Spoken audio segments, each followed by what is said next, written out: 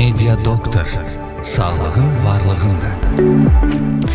Hər vaxtınız xeyir olsun. Media FM-in efirində Media Doktoru dinləyirsiniz. Sizinlə mənəm Sona boynuna. Yaxın bir saat ərzində həm söhbətimlə birlikdə sağlamlığımızla bağlı söhbət aparacağıq. Bu arada mən demək istəyirəm ki, bugün mənim yenə də çox savadlı həkimlərimizdən biri olan Lalə Kazımova müsahibimdir. Doktor, xoş gəlmisiniz. Hər vaxtınız xeyir olsun. Doktorumuz uzman cərrah, mama ginekoloqdur.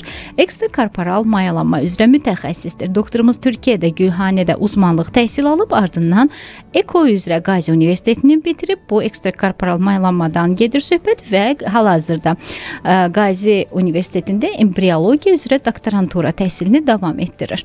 Və təbii ki, xanımlarımızın, eyni zamanda ailələrimizin sağlamlığının keşiyində ayıq-sayıq dayanır. Doktor, çox gözəl havadır. Bəli. İnsana başqa bir ab-hava verir. Onsuz da sizdən hər zaman müsbət bir ab-hava alıram, bir aura alıram. Maşallah, çox gözəl auranız var. Sizə can sağlığı arzulayıram və bugün yenə də sizin dəyərli məsləhətlərinizdən yararlanacağıq. Bugün sonsuzluğa gətirib çıxaran həm bizim həyat tərzimiz, eyni zamanda ta uşaqlıqdan bu yana keçirdiyimiz xəstəliklər ki, məsələn, analar, atalar bilmir ki, qız övladında nəyə diqqət etməsə gələcəkdə sonsuzluq olar. Oğlan uşaqlarında nəyə diqqət etmək lazımdır, gələcəkdə sonsuzluqla üzləşməsin oğul balalarımız. Bunu bugün sizdən eşidəcəyik. Bəli, bugün bunları hamısını ayrıntılı danışaq. Doktor, öncə gəlin istəyirsiniz o uşaqlıqda bizim keçirdiyimiz xəstəliklərə toxunaq. Hansı uşaqlıqda keçirilən xəstəliklər gələcəkdə insanların sonsuz olmasına gətirib çıxara bilər? Xəstəliklərə baxsaq, öncə infeksion xəstəliklərə bir göz ataq istəyirsinizsə. Buyurun. Öncəliklə oğlanların keçirdiyi, yəni daha doğrusu hamımızın uşaqlıqda keçirdiyimiz svinka deyirlər. Bəli, qulaq tibi xəstəliyi belə məşhurdur. Bəli. Bu xəstəlik virus, yəni infeksion bir xəstəlikdir, yoluxucu bir xəstəlikdir. Uşaqlıqda əminim ki, çoxumuz keçirmişik, yəni mən də keçirtmişəm. Mən də keçirtmişəm. Boğaz şişir, ondan sonra udquna bilmirsən, bəzən qızdırma olur və s. və s. Əslində bəsit bir xəstəlik kimi görünə bilər, amma oğlanlarda özəlliklə, qadınlarda da bu ehtimal var, amma oğlanlarda özəlliklə 30-40% ehtimalla oğlanlarda bu gələcəkdə sonsuzluğa gətirə bilər. Nəyə görə? Çünki xəyalara vurub orxid deyilən bir durum, yəni xəyaların iltihabı prosesindən sonra bu gələcəkdə ilərdə kişi sonsuzluğuna gətirə bilər. Yaxşı, valideynlər nəyə diqqət etməlidir, doktor? Orxiddə, yəni, daha doğrusu qulaq tibi keçirirsə uşaq. Əgər özəlliklə öncə uşağın şikayətlərinə diqqət etməlidirlər. Çünki yəni zaten şikayətlərdən bilinir ki, bu nə şikayətlər olur? Uşaqlarda olmur. Yəni ağrı, sancı, narahatçılıq genital bölgədə. Bəli. Yəni bu demək deyil ki, hər deməli kəsdə vurub. O həmin nahiyə vurub. Hər kəsdə vurmur. Amma belə bir ehtimal var. Belə bir şey ola bilər. Və əgər vurubsa, o zaman artıq iltihaba qarşı dərmanlar, bəlkə antibiotiklər və s. yəni bu cür müalicələr olunmalıdır. Bəli, ciddi yanaşılmalıdır.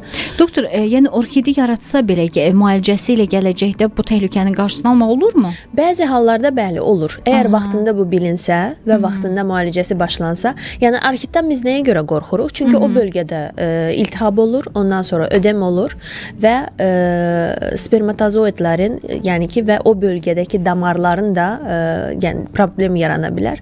Ona görə də gələcəkdə artıq yəni spermiogrammada, yəni gəlir ki, kişi sonsuzluğu var və s. Qadınlarda da çox maraqlıdır ki, ooforit ola bilər. Amma o qadınlarda ooforit ehtimalı daha azdır. 5%-dir sadəcə. Yəni ki, qadınlarda da gələcəkdə bu problem. Yəni tam sonsuzluq deməsək də, amma yenə də yumurtalıqda bir hasar yarada bilər. Yəni bir zədələnmə yarada bilər. Deməli, həm qadının, həm də kişinin yumurtalıqlarını zədələyir. Genital orqanlarını zədələyir. İnfeksiyon xəstəliyin xarakteri budur. Bəli, xarakteri budur. Hamı da zədələmir. Oğlan uşaqlarında dediniz ki, genital bölgədə bir sancı, narahatlıq və s. uşaqlar şikayət edirlər. Qız uşaqlarında nə olur şikayət? Qız uşaqlarında çox spesifik bir şey olmur, spesifik bir şikayət olmur. Bəli, amma qız uşaqlarında da olma ehtimalı daha azdır. 5%-dir sadəcə ki, kişilərdə amma bu 30-40%-dir. Böyük rəqəmdir, bəli, böyük faizdir. Deməli, uşaqlıqda ilk olaraq valideynlər övladlarının, həm oğul, həm qız övladlarının qulaq tibi xəstəliyi keçirməsi ilə bağlı şikayətlərin gedişatına diqqət eləyəcəklər. Uşaq nədən şikayətlənir, Bəli. gedişat necədir Bəli. və buna görə tədbir görüləcək. Başqa nələrə diqqət etmək lazımdır? Başqa uşaqlara yəni uşaq deyib keçməmək lazımdır əslində. Bəli. Yenə də uşağın qidalanması önəmlidir.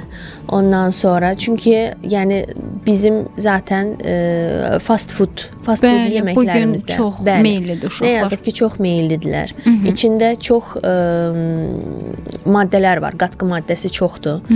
Ki onlar da hormonal pozuntulara gətirə bilər gələcəkdə və hormonal pozuntudan sonra da, yəni dolayısıyla yenə də sonsuzluğa gətirib çıxara bilər. Ondan sonra vərəm əslində çox ciddi bir xəstəlikdir. Yəni bu sadəcə uşaqlarda deyil, böyüklərdə də bu çox ciddi bir xəstəlikdir. Doktor, bu cinsiyyət orqanlarının vərəmidirmi, yoxsa ümumiyyətlə vərəm nəzərdə tutulurmu? Qadınlarda, özəlliklə qadınlarda ümumi vərəm, yəni vərəm adi bir vərəm kimi, öskürək kimi, bəzən simptomsuz da ola bilər, bəzən təsadüfən də aşkarlana bilər.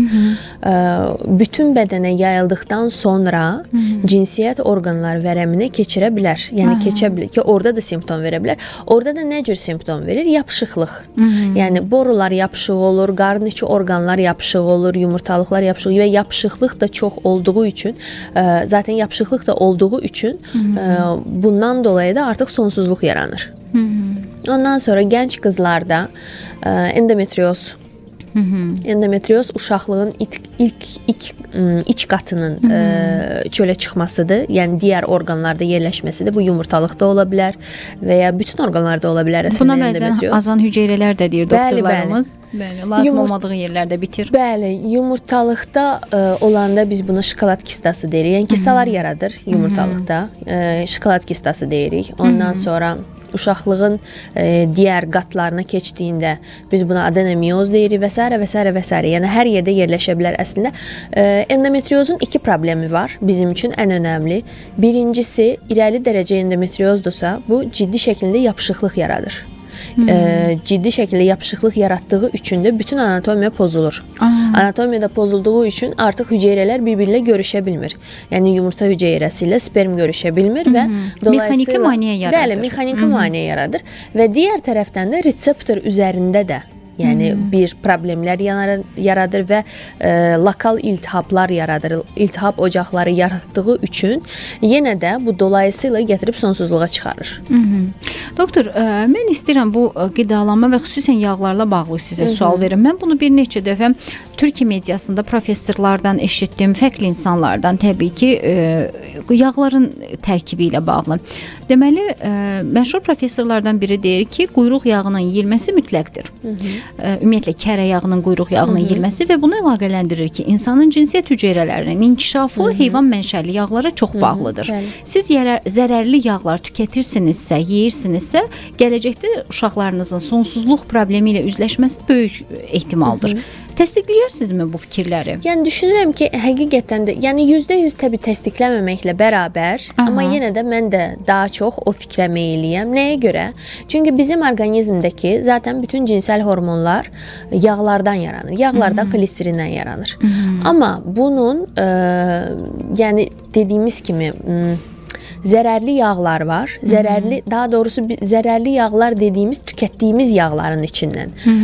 Zərərli yağlar var. Qatqı maddəsi çox olan, paraben içində çox olan yağlar var və digər qatqı maddələr, bizə lazım olmayan zərərli olan yağlar var.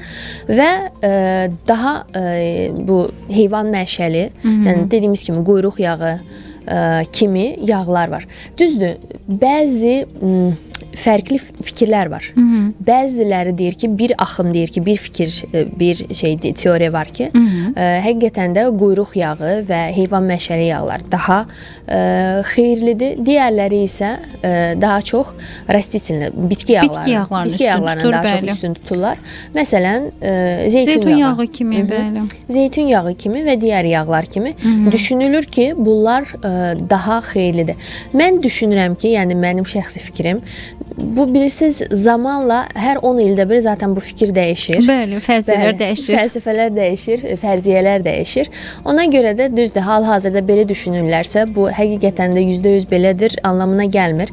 Zaten biz hər şeyi yaşadıkça, denədikcə fikirlərimiz, indi только bizim fikirlərimiz zaten alimlərin araşdırmaları belədir. Onların yanaşmaları. Bəli, yanaşmalar da elədir. Tükətdikcə, zaman dəyişdikcə, biz onların effektlərini gördükcə zaten artıq yeni qərarlar, yeni fərziyyələr çıxır. Çünki bu endokrinoloji mövzu ilə bağlı danışanda da quyruq yağının bir neçə dəfə adını çəkdi həkimlərimiz ki, D vitamini daha çox quyruqda var. Yəni siz başqa yerlərdən onu o qədər də almağa çalışmayın. Səhv etmirəmsə beli qara olan balıqlarda daha çoxdur, quyruq yağında çoxdur və günəşdən ala bilsəniz, o da baxmayaraq ki, günəşli ölkəyik. Günəşdən az alırıq bu amma arada. azalırıq. Ən az günəşdən alırıq yəni bu təkcə günəşdə gəzirəm D vitaminim qaydasındadır deyə bir şey yoxdur dedi həkimlərimiz ki, bu mənim fikrim deyil, mütəxəssislərin fikridir.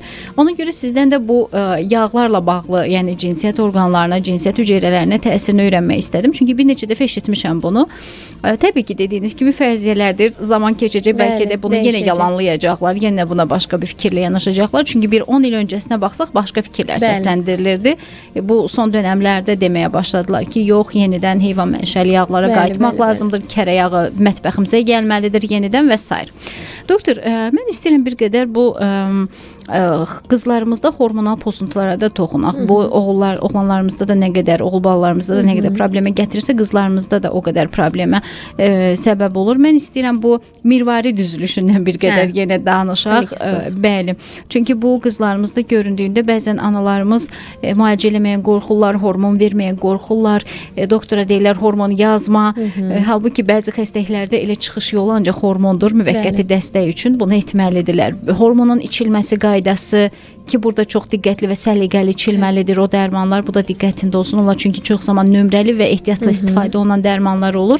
Bunu necə gəldi, hansı rəqəm istəyirəm, onu içirəm. Yox, düzgün deyil. Bəli, dozalarladır çünki. Buna da toxunaq zəhmət olmasın. Belə deyim də, polikistoz yumurtalıq sindromu, yəni bu xroniki bir durumdur. Bir qızda, bir qadında bu varsa, bu həyatı boyu onun yanında olacaq. Fərqli formaları var. Bəzilərində adətən nə ilə müşahidə olur? Adət düzənsizliyi, tüklənmə artışı. Yəni bu klassik ikili budur. Ekstradan nə ola bilər? İnsulin dirənci, yəni bunların şəkərə meyilliyi var. Ondan sonra kilo artışı ola bilər. Bu xəstələr heç bir şəkildə kilo verə bilmirlər. Yəni çox çətinlik çəkirlər bunda. Əslində düzdür, formadan formaya fərq var, amma bəzi polikistoz xəstələrində bəsit bir kilo verməklə, yəni əgər biz o döngünü qıra bilsək və təbii ki, dərman dəstəyi mütləq olmalıdır. Çünki onlar sadəcə öz başına kilo verə bilmirlər. Mütləq dərman dəstəyi olmalıdır, çünki insulin dirənciləri var. Kilo verməklə çox vaxt aybaşları, menstruasiyaları normaya düşür. Çünki orada o qısır döngü, o hormonal döngü qırılır və bunlar normal menstruasiya görə bilirlər. Hətta mən sizə daha çox söyləyim, hamiləlikdə adətən, hamilə qalmaqla çətinlik çəkirlər. Yəni, o cür xəstələr spontan hamilə belə, öz-özünə hamilə belə qala bilərlər. Heç bir köməkliyi olmadan, heç bir müdaxilə olmadan. Tək çəkisini atmaqla. Sadəcə çəki atmaqla. Amma çox çətindir onlara çəki atmaq. Bəli. Digər, yəni hormonlara gələnə kimi demək istəyirəm də, bəzi dərman deyil də qatqı vasitələr var. Məsələn, mioinazitol, koenzim Q, yəni onlar bu dəqiqə kversetin, yəni onlar bu dəqiqə araşdırma aşamasındadır bəziləri.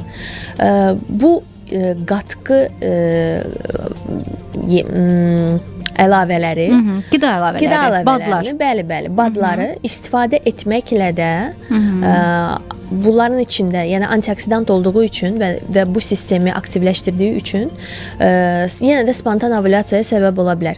Mən demirəm ki, bunlar %100 düzəlirlər, %100 sağalırlar, yox. Amma ekstradan, yəni ən azından hormona keçənə qədər bu cür dərmanlarla bunlar biraz dəstək vermək olar. Doktor, qısa bir fasiləmiz olacaq, sonra davam edək. Doktorla əlaqə saxlamaq üçün 055 636 35 85 nömrəsini yığa bilərsiniz. Biz qısa bir fasilə ardından davam edəcəyik. Uşaqlıqdan qız və oğul övladlarımıza nəyə diqqət etməliyik ki, hansı xəstəliklərlə və hansı belə deyək həyat tərzindəki problemlərə diqqət etməliyik ki, onlar gələcəkdə sonsuzluqla üzləşməsinlər. Suallarınız varsa eşidə bilərik. Media Doktor davam edir. Media Doktor'u dinləyirsiniz.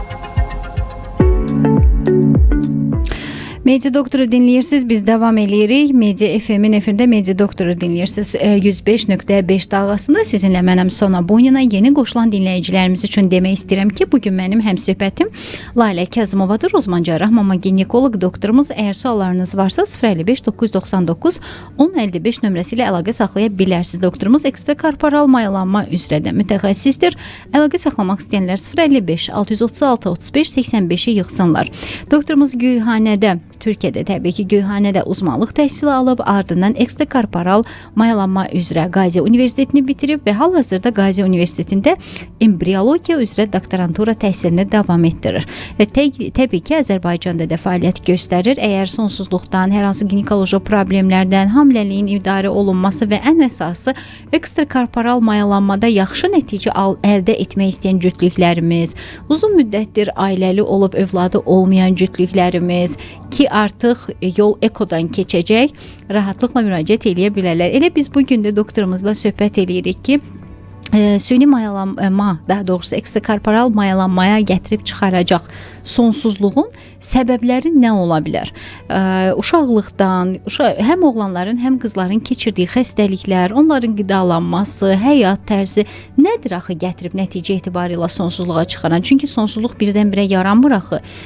Kiçik yaşlarından etibarən biz baxdıq ki, hələ ta uşaqlıqdan qulaqdibi xəstəliyi belə gələcəkdə sonsuzluğa gətirib çıxara bilər. Həm qızlarda, həm oğlanlarda.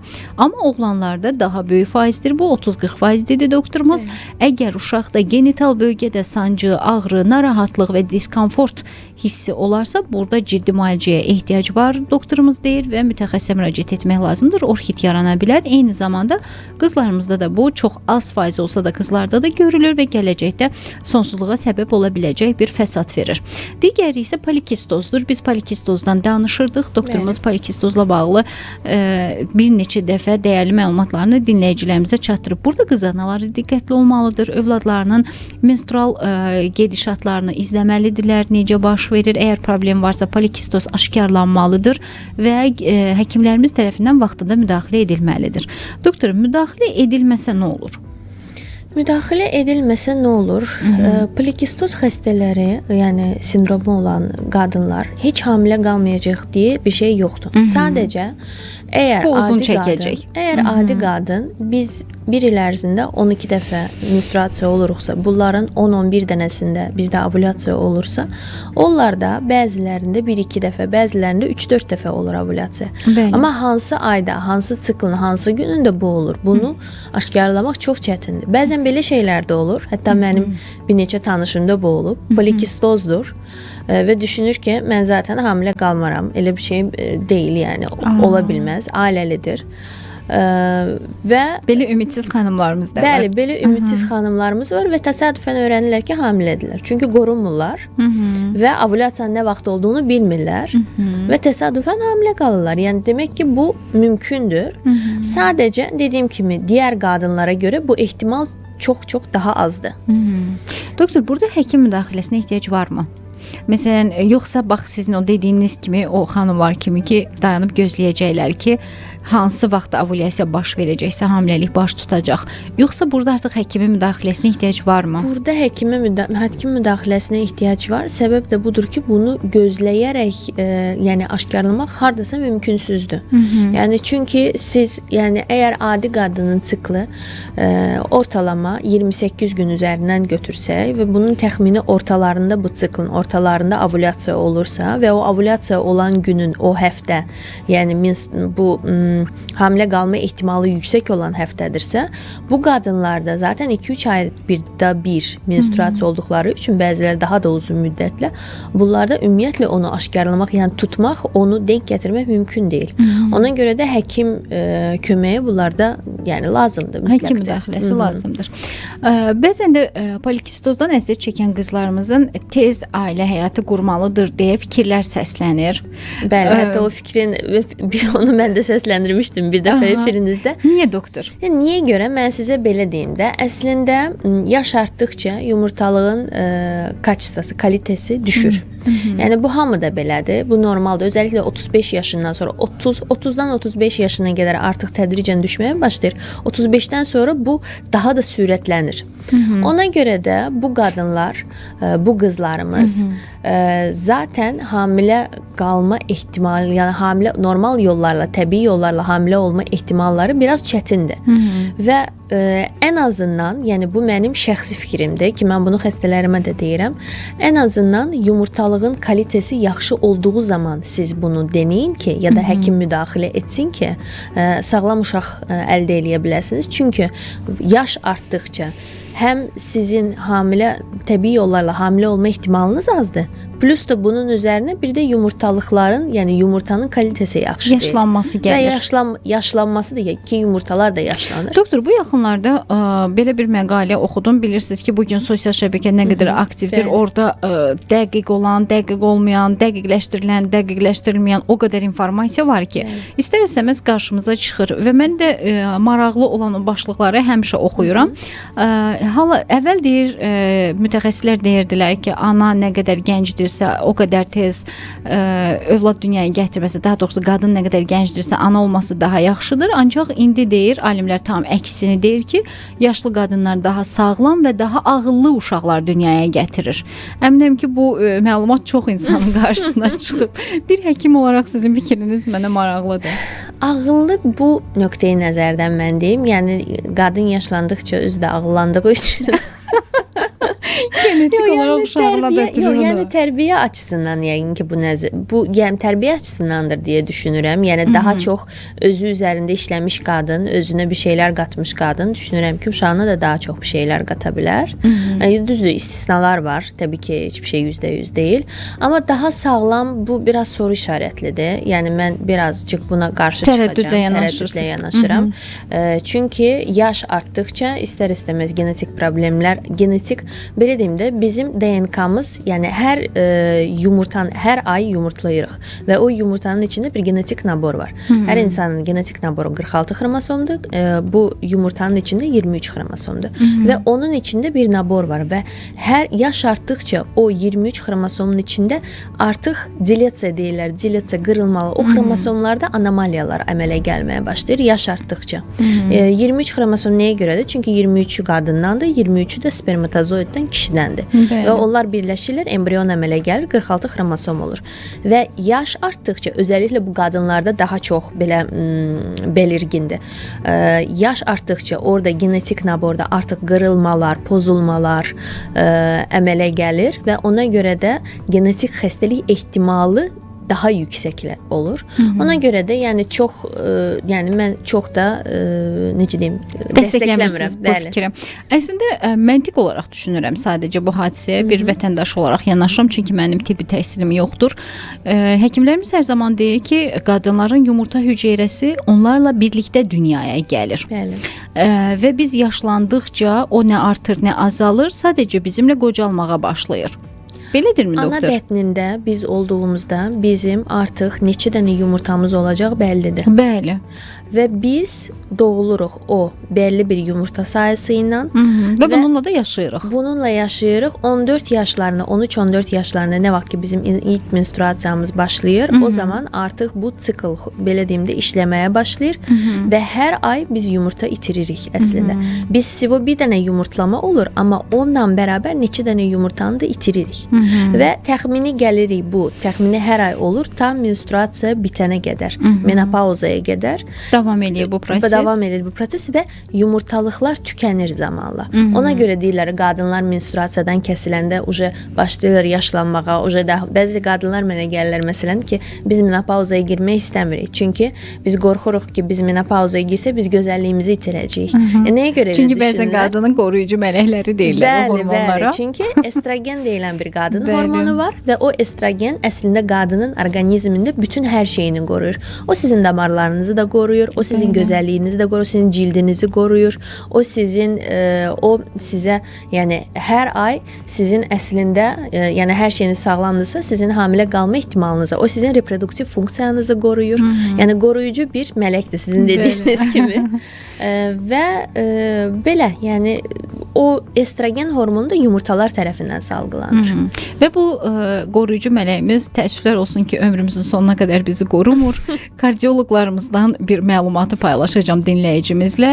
Qadınların ürək riski, ürək qan damar sistemi riski menopauza dövründən sonra kişilərlə bərabər olur, əziz xanımlar. Bunu da biləsiniz. Yəni bu hər zaman belə olmur. Deyirlər ki, ay qadınlarda ürək olmur, infarkt keçirməz və s. Əksinə menopauza dönəmindən sonra eyni təhlükəni daşıyırıq kişilərlə. Bunu da əziz xanımlar bilmiş olsunlar. Doktor, tutalım məsələn uşaqlarda birində orkid oldu ya da qızlarımız məsələn qulaq dibindən zədələndi. Yəni ürək açan olmadı. Təəssüflər olsun ki, çox zaman bunlar nəzərdən qaçır bizim ölkəmizdə. Əslində valideyn üzərinə getmir bunun. Gedərsə həkimlər araşdırar və bir müdaxilə edər. Tutalım gəldiyi o arzu olunmaz həddə çatdıq. Baxırıq ki, övladımızın ya da qızımızın övladı olmur. O zaman nə baş verir? Burada bir çıxış yolu varmı, yoxsa ümumiyyətlə övladı olmayacaqmı onların? Yəni bilirsiniz, bu dərəcəyə bağlıdır. Yəni yenə nə də qədər artıq zədələnib, eləmi? nə qədər zədələnməsinə bağlıdır. Yenə də bu zaman artıq ekstrakorporal mayalanma uzmanları, yəni həkimləri devrəyə girirlər. Öncə yumurtalıq rezervinə ortaya bir şey çıxır mı? Ortaya bir şey çıxır, bəli, çıxa bilər. Yəni yumurtalıq rezervinə baxılır. Ondan sonra qadınlarda, kişilərdə isə sperm testinə baxılır. Baxılır ki, ümumiyyətlə spermatozoid var yoxsa yoxdur. Belə deyim də sizə, mən Türkiyədə olanda mənim hocalarım bəzən xəstələrə deyirdilər ki, əslində bizə çox bir şey lazım deyil. Sadəcə bir yumurta ilə bir spermatozoid lazımdır. Yəni hər birinizdən. Yəni hərəsindən bir tapsaq, yəni cüzi də olsa, bir ümidimiz olsa, yəni bir belə tapsaq, biz bir hamiləlik əldə edə bilərik ki, həqiqətən də elə bir örnəklər çoxdur. Ay, nə gözəl. Deməli ümid böyükdür. Ümid, yəni böyük sayılır, bəli, böyükdür.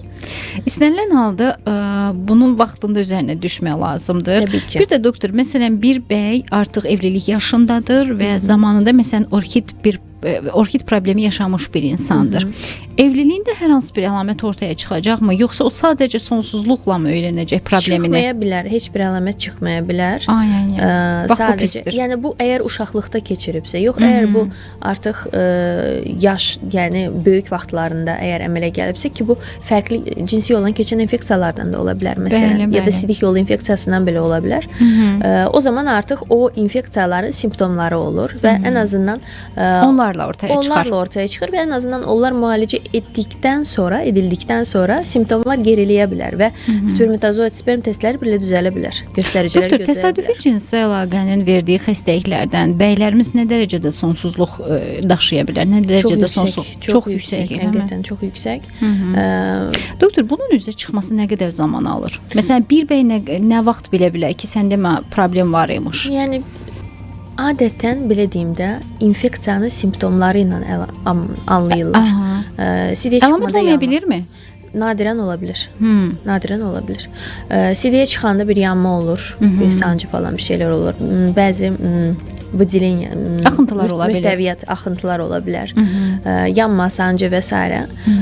Bu cür şikayətlər olduqdan sonra adətən həkimə gedirlər və orada artıq infeksiya nədirsə aşkarlanır və lazımi müalicələr olunur. Doktor, bir bəy xanımını yoluxdurubsa, xanımda hansı əlamətlər meydana çıxar? Yanma, sancı, qoxulu bənzər əlamətlər. Bənzər əlamətlər, qoxulu axıntı, ondan sonra münasibət zamanında sancı. Amma bu artıq münasibət zamanında sancı varsa, demək ki, infeksiya artıq yuxarı mərtəbələrə keçməyə başlayıb.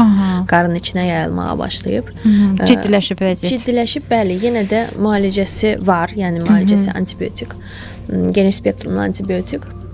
Amma ki, yəni artıq o dərəcədə yayılmasını çox da istəmirik. Çünki ən çox istəmədiyimiz şey borulardır, boruların zədələnməsi. Bəli, ən çox fəsadı borularda görür xanımlar. Çünki borular əgər zədələnərsə, borular əgər bağlanarsa, artıq təbii yollarla hamiləlik mümkün deyil.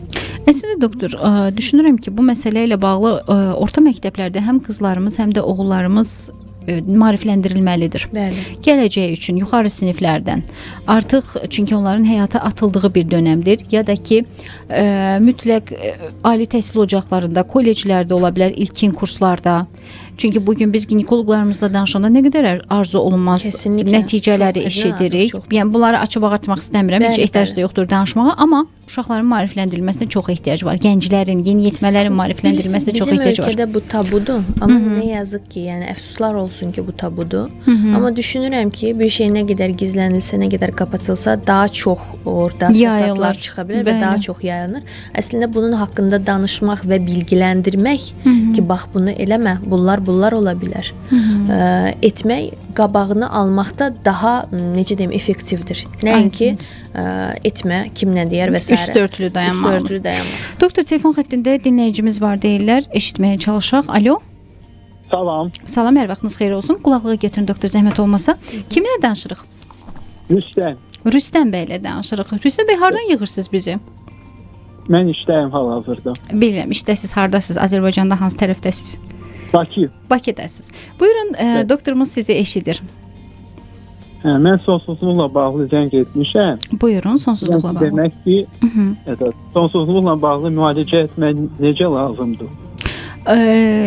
Doktor, sualınız var mı dinləyicimizə? Siz öncə bir suallarınızı verin. Neçə yaşınız var Rüstəm bəy? 31. 31. Diaqnoz qoyulub da sizə, anladığım qədərilə, ya da kiməsə, yəni kimin haqqında soruşursunuzsa. Yəni bu bilirsiniz necədir? Müalicəsi fərqlidir və asılıdır diaqnozdan. Nəyə görə? UZI edilibmi, edilməyibmi? Ondan sonra spermiyoqramma edilibmi, edilməyibmi? Hormonlara baxılıbmı, baxılmayıbmı? Fərqli faktorlar var. Ondan sonra bunların hamısı edilibsə də bəzən məsələn UZI-də fərz eləyək ki, UZI-də biz nədən ən çox hansı diaqnoz bizim qarşımıza çıxır? Bu varikoseli diaqnozudur. Damarların genişlənməsi. Bu adətən əməliyyatla düzəlinir. Əgər məsələn UZI normaldırsa, amma sperm testində ciddi dəyişikliklər varsa, o zaman artıq genetik nabora, karyotipə baxılmalıdır kişidə. Bəli. Xanımda necə olmalıdır? Addımlar. Xanımda addımlar bu hormonlardır. Yəni təbii ki UZI-dir, boru keçiriciliyidir, amma yəni boru keçiriciliyinə mütləq şəkildə baxılmalıdır. Ən önəmliləri bunlardır. Və yumurtalıq rezervinə təbii ki baxılmalıdır. Dediyim kimi, yəni kişidə biraz fərqlidir. Çünki nəyə görə? Baxır UZI-də nə görüldü, baxır sperm testi nə dərəcədə pozulub, hansı göstəriciləri pozulub, hərəkətlilik mi azdır, miqdarı mı azdır, yoxsa məsələn deyirəm də morfologiyası mı fərqlidir? Yəni bunun hansında problem varsa ona görə artıq fərqli addımlar atılır. Rüstəm bəy, evlilik nə qədərdir? Neçə müddətdir evlilik? Mən hələ subayam. Sual verdiyiniz ailə barəsində soruşuram, sonsuzluqla bağlı. Kiminlə, yəqin ki, kiminləsə bağlı sual verirdiniz, yoxsa ümumiyyətlə maraq üçünmü soruşdunuz? Maraq üçün. Maraq üçün soruşdunuz. Təşəkkür edirəm Rüstəm bəy, çox sağ olun zənginiz üçün. Mən də təşəkkür edirəm, sağ olun. Çox sağ olun, minnətdarıq. Sağ olun. Gənclərimizin əslində belə deyək, bu məlumatlarla bağlı daha dərindən öyrənmək istəməsi, eyni zamanda maarifləndirici mövzulara daha fərqli və adekvat yanaşmaları əslində sevindirir insanları. Xüsusən də əvvəllər məsələn həkimlərimiz efirlərdən daha çox nəyə çağırış eləyirdilər? Yoldaşlarınızla gəlin, həyat yoldaşlarınızla gəlin. Adətən xanımlar gəlib müalicə alırdılar, amma bəylər müalicə almırdılar. Hətta şəxsən mən özüm bunun dəfələrlə verilişimdə şahid oldum. Bir neçə aksiya keçirəndə biz cütlükləri müayinələrə dəvət etmişdik. Xanımlar gəlirdi və həkimlərimiz sual verirdi ki, həyat yoldaşının sanı. Yanında gələn baldızı ya da qaynanası deyir ki, ən çox da baldızların mən müdaxilə elədiyini görmüşəm. Hətta bizə belə aqressiya ilə ki, mənim qardaşımda heç nə yoxdur. Qardaşım niyə gəlməlidir? Çox belə uca səslə, belə aqressiya ilə və doktor deyir ki, axı biz cütlüyü qəbul eləmişiksə hər ikisinə baxmalıyıq. Bəlkə xanımda problem yoxdur, onda problem var. İstənilən halda hər iki cütlük gəlməlidir. Çünki uşaq tək tərəfli dünyaya gəlmir. Bunu da ailələr qəbul etməlidir. Bir qadın və qaynana gəlin gəldilər və qaynana gəlini gətirdi ki, bəs mən dəfələrlə aparmışam həkimə, amma heç nə çıxmır, mən başa düşmürəm, mən nə bilim, nə başımda, yəni problem qızdadır. Mən də dedim ki, mən üzvlərə hər şeyə baxdım, hormonlar, hər şey normaldır. Bir şey yoxdur. Dedim, bəs yoldaşının sperm testi var. Hə, eləmişik sperm testi, onda bir infeksiya çıxıb ancaq. Və mənə spermiogrammanı göstərirlər və hərəkətli sperm 0. 0, yoxdur yəni. Və Hamiləlik necə baş və verəcək? qadını axtarırlar. Qadında problem axtarırlar. Yəni bu sıfırı, bu boyda sıfırı görməyib, qadında problem axtarırlar. Ondan sonra da mən dedim ki, bəs problem oğlunuzdadır, onu müalicə eləmək lazım, onu həkimə aparmaq lazım. Qadın ciddi şəkildə şok yaşadı. Yəni bilmirəm. Qəbul eləmək istəmədi, bəli. Və psixologiya mərkəzlərindən birindən rəhbər danışır. Deyir, yanımıza 2 qardaşın övladları gəlir. Hər ikisi problemlidir uşaqlar və deyir, nənə deyir ki, gəlinlərimdəndir problem. Deyir, yəni görmürmü ki, hər iki oğlunun övladı gəlir bu eyni problemlə. Yəni bu qədər cahil olmayaq həqiqətən hadisələrə yanaşarkən. Çünki biz niyəsə bir hadisə baş verəndə günahkar axtarırıq. Yəni hədəf axtarırıq.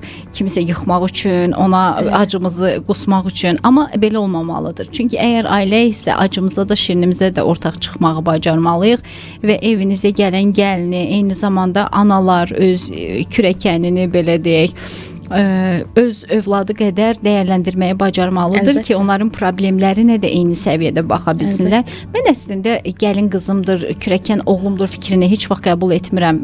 Yəni nə ondan qız olandı, nə bundan oğul olandı qəbul eləmirəm. Yəni bununla özümüzü aldatmayaq. Sadəcə çox səmimi və ailəmizin bir üzvü etmişiksə həmin insanları, o səmimiyyətimizi verə bilək. Yəni yalandan üzünə gülməyək. Bilirsiniz necə? Bu qızımdır, oğlumdur. Bu mən düşünürəm ki, bu açıdan deyilir ki, mən səni öz uşaqlarımdan ayırmıram. Yəni mən öz uşaqlarıma ayırmırlar mı doktor? Bəziləri həqiqətən ayırmırlar. Nə gözəl. Buna yalnız sevinərəm. Çoxdur mu onlar azdır? Yəni bilmirəm, ətrafımda var amma. Nə gözəl. Mən çox istərdim ki, əslində var. İndi o qədər şirin qaynanalar var ki, vallahi mən baxıram ki, baldızlar da dəyişiliblər, eltilər də dəyişiliblər. Çox görürəm, maşallah, mehriban insanları gördükcə o qədər sevinirəm. Hətta sosial şəbəkələrdə bir neçə belə nümunələrimiz də var. Baldız və gəlinin eyni səhifəsi, məsələn, qaynanası ilə gəlinin eyni səhifəsi və s. O qədər sevinirəm belə insanları görəndə və nə yaxşı ki, onlar var və gözəl nümunədirlər. O nənənin nəvələri ilə necə oynaması, gəlinin o problemlərinə yanaşmaları ki, mən onun səhvlərini necə görürəm və necə yola verirəm və s. Mən bunu niyə danışıram? Çünki övlad problemi yaşananda ailələr çox eybəcər bir formada qabarırlar. Ortaq məxrəc tapmaq əvəzinə bir-birlərini günahlandırmağa, bir-birində problem axtarmağa, sanki o dünən deyən, gülən, bir süfrə arxasında mehribancasına oturan insanlar deyirlər. Bugün çünki sonsuzluğun illərlə, uzun illərlə davam elədiyi məqamlar var. 10 ili, 15 ili var, 20 ili var. Yəni bu illərə qədər bir-birinə sadiq qalıb gözləyən nə qədər ailə var. Çox az saydadır onlar. Bunlara toxunmaq da çox önəmlidir. Doktor, ekstrakorporal mayalanmada bugün tibbin üzləşdiyi çətinlik varmı? Məsələn, deyə bilirsinizmi ki, filan şeydə biz heç nə eləyə bilmirik, yalnız deyirik ki, bizdən bu qədər. Varmı beləsi? Yoxsa bugün ekstrakorporal mayalanma həqiqətən ciddi ümid yoludurmu? Ya belə deyim də sizə, təbii ki də ciddi bir ümid yoludur. Lakin bəzi durumlar var ki, həqiqətən də, yəni nə etsələr də, nə etsək də əlimizdən heç bir şey gəlmir. Heç unutmuram, bir çift vardı, bir ailə vardı. Türkiyədə gənc idilər.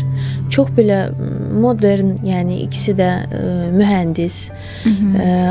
Amma bunların, məsələn, bunlar ekstrakorporal mayalanmaya gələndə qızdan çox gözəl yumurta sayı çıxırdı, 20-21. Amma onların içində və embriyo yoldaşından da sperm alınanda embriyo əmələ gətirirlərdi. 10-12 dənə, 15 dənə embriyo olurdu. Biri belə sağlam gəlmirdi. Çox maraqlı idi. Çox qəribə idi. Çünki ikisi də sağlam görünümdə gənclər, gənc idilər özdə, heç 30-32 yaşlarında. Və bu artıq bunların 3-cü və ya 4-cü denəməli və artıq gəldilər ki, biz boşanmağı düşünürük, amma son dəfə bir denəmək istəyirik. Yəni mənə görə mən düşünürəm ki, bu bir faciədir həqiqətən də. Çünki iki sevən insan Çalışırlar ki uşaqları olsun, çalışırlar ki onları birləşdirən bir birey, bir varlıq olsun və gələcəyə, yəni bir uşaq istəyirlər də sonuçta.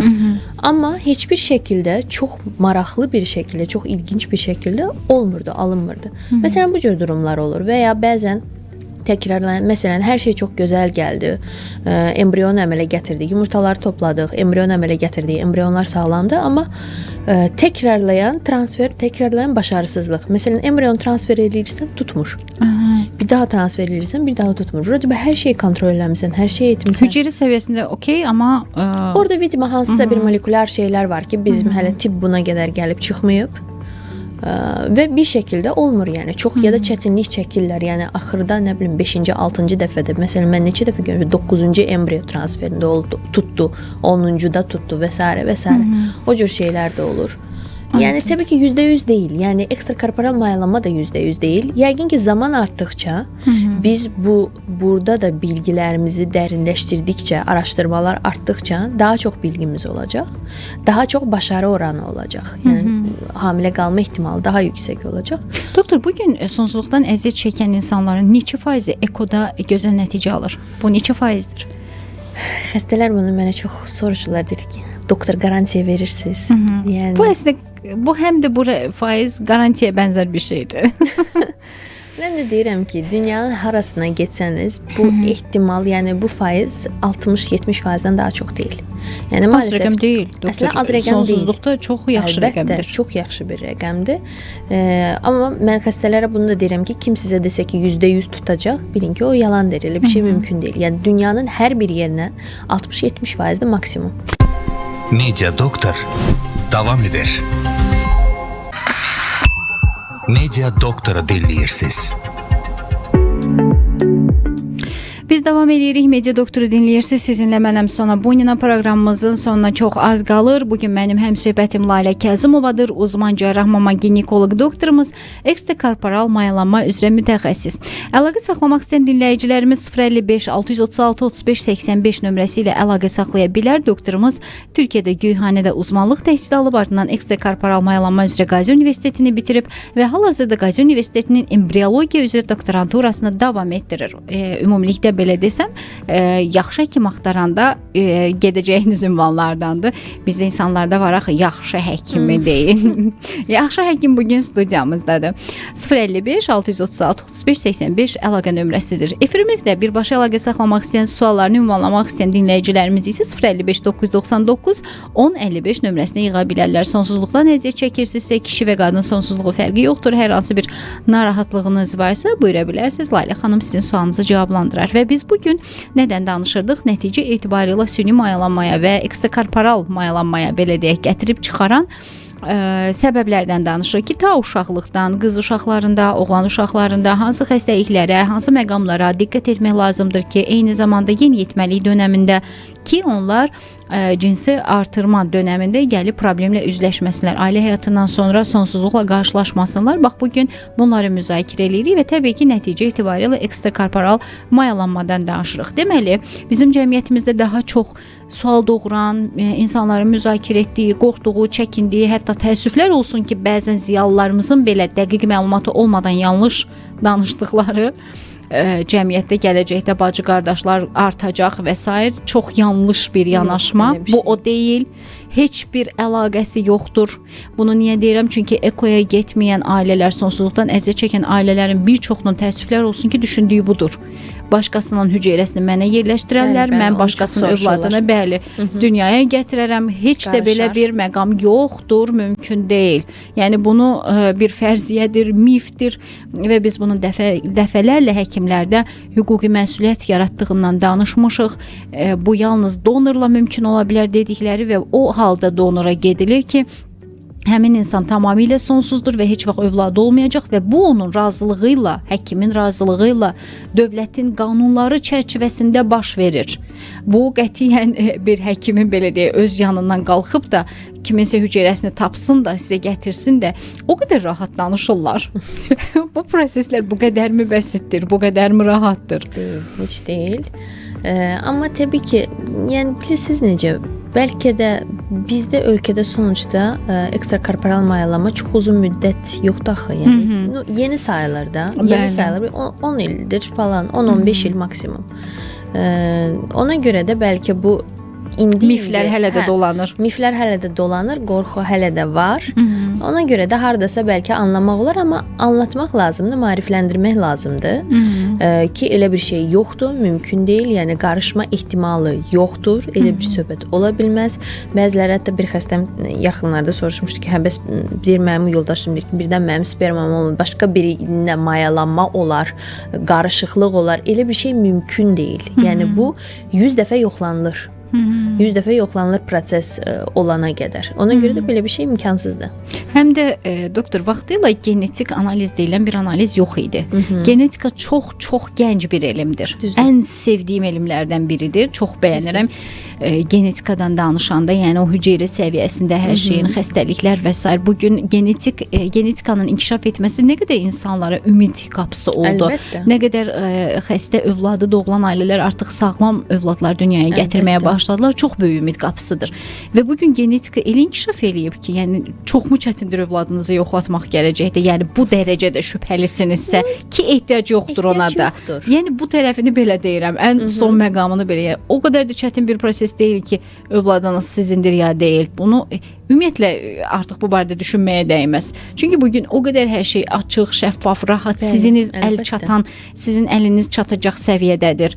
Nəyin şübhəsini edirik, nəyin qorxusunu yaşayırıq. 10 illərlə, 15 illə, 20 illə övladı olmayıb, əşi yox, ekstrakorporal mayalanma bizə lazım deyil, getməyək deyə gözləyən o qədər ailələr var. Baxırsan birinin qadın tərəfdən həyat yoldaşı lazım deyil, biri kişi tərəfdən razı. Bilirsiniz nə vaxt gəlirlər onlar? 53 yaşında, 55 yaşında, 50 yaşında gəlirlər. Peşman olandan sonra. Nə vaxt ki, oje çətindir, gecdir. Yəni kaş ki o vaxta kimi saxlamayın. Kaş ki o vaxta kimi saxlamasaydılar. Kaş ki daha erkən gəlsəydilər.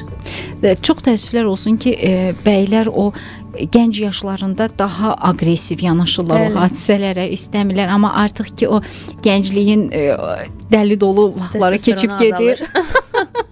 Baxırlar ki, yox, səhv eləmişik, bir övlad lazım idi və niyə də burada tibb bizim köməyimizə çatmasın.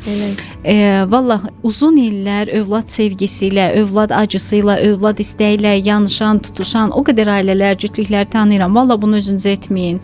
Yəni bugün tibbin əlindən keçib gələn sizə bir çıxış yolu var. Yenə də öz hüceyrələrinizdir, yenə də öz balanızdır, yenə də öz övladınızı qucağınıza alacaqsınız. Niyə illərlə gözləyəsiniz axı? Niyə bunun həsrətini çəkəsiniz axı? Həm də biz valla burada ekodan danışanda o proseslər filan çox uzun uzadı, belə mürəkkəb bir proses kimi görünür. İnanın o da deyil. Çox həm tibb gündən-günə hər şeyi rahatlaşdırır, yüngülləşdirir, sizə daha asan olması üçün, daha ağrısız olması üçün rahatlaşdırır bu işləri. Məsələn, vaxtilə xanımlarımızdan yumurta toplanması yadımdadır. Xanımlar deyirdi, ay ağrılıdır və s. Ancaq indi o da yoxdur. O da yoxdur. O da komfortlu şəkildədir. Bəli. Zəhmət olmasa bu prosesi bir qədər danışaq. Bu proses necədir? Yəni müayinə olunur menstruasiyanın ilk günlərində, birinci, ikinci günündə. Ondan sonra gördüyümüz uziyə əsasən və hormonal dəyərlərə əsasən dərmanlar yazılır. Dərmanlar zaten anlatılır. Necə vurulacaq, saat neçədə vurulacaq.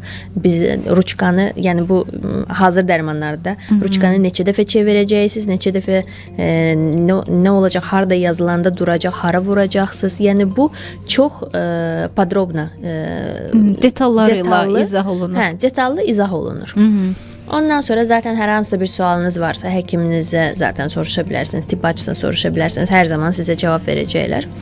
Ondan sonra təxmini bir 5-6 gün bu dərmanı sizə verilən dozada istifadə edirsiniz. Sonra gəlirsiniz ilk kontrola. Kontrola təkrar üzü olursunuz. Baxırlar ki, sizin yumurtalarınız necə cavab verib o verilən dərmanlara.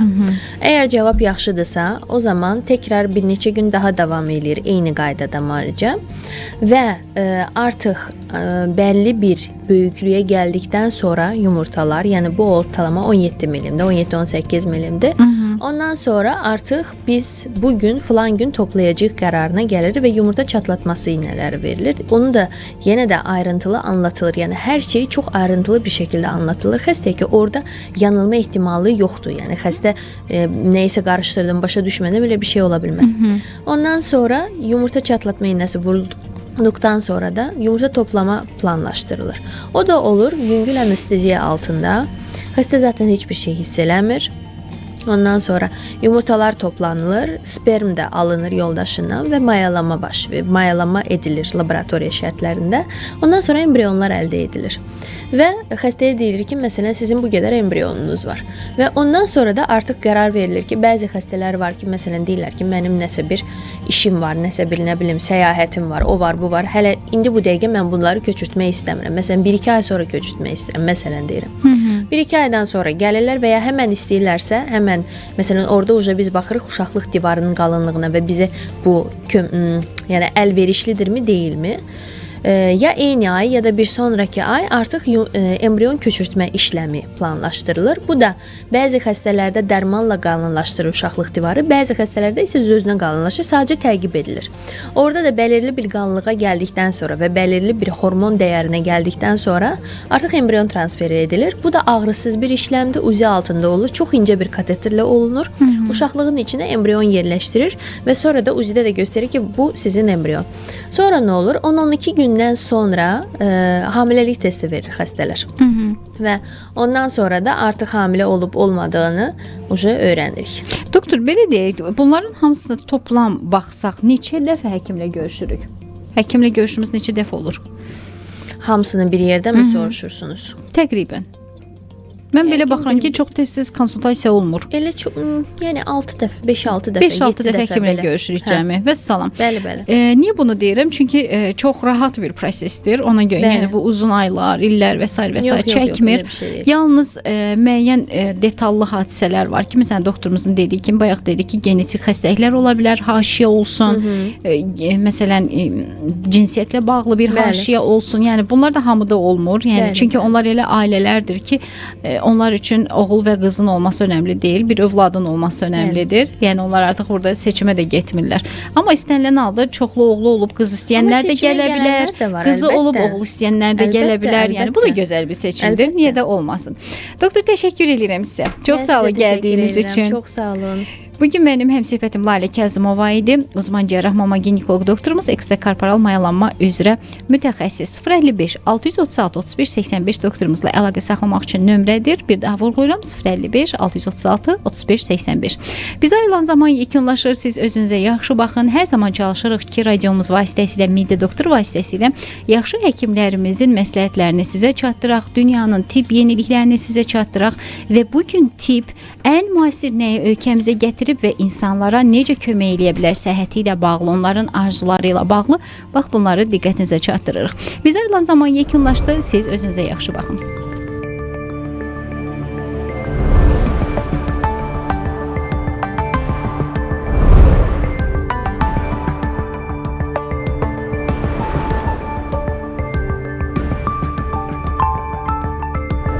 Media Doktor, sağlığın varlığındır.